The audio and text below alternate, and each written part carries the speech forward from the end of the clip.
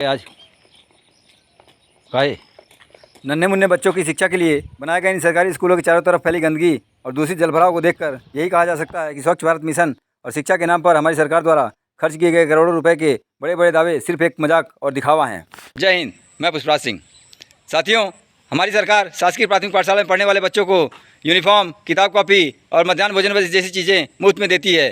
फिर भी आज इन बच्चों के घर के बगल में सरकारी स्कूल होते हुए भी ये इन दुर्गम रास्तों से होकर 1.5 किलोमीटर दूर प्राइवेट स्कूल में आखिर पढ़ने क्यों जा रहे हैं। कहने को तो हमारे गांव के इस प्राथमिक पाठशाला के हाजिरी रजिस्टर में कम से कम 8-10 बच्चों का नाम दर्ज है, तो वहीं श्री युक्त कॉलेज के सामने बहते इस नाले के बगल में बने सरकारी प्राइमरी स्कूल के मार्ट साहब के अनुसार उनके स्कूल में 20 बच्चों का नाम लिखा हुआ है। और हकीकत में यदि आप यहाँ पढ़ने वाले बच्चों से मिलना या बात करना चाहें तो आपको महीनों इंतजार करना पड़ सकता है।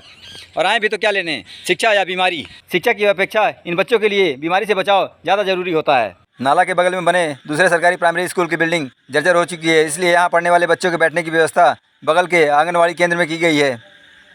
ग्राम पंचायत मणिखुर्द के इस शासकीय प्राथमिक पाठशाला के जर्जर भवन के बारे में हमारे ग्राम पंचायत के प्रधान जी द्वारा हमारे विधायक जी को 28 जून 2024 को सूचना भी दी गई है। पर आज इन हालातों को देखकर यही कहा जा सकता है कि इन स्कूलों में पढ़ने वाले बच्चों के स्वास्थ्य और शिक्षा की चिंता हमारे आदरणीय विधायक जी को शायद अगले 4 साल बाद ही सताए या फिर शायद किसी हादसे का इंतजार हो रहा हो, जैसा कि हमने 3 अगस्त को हमारे पड़ोसी गांव गढ़ में घटी घटना के उपरांत देखा।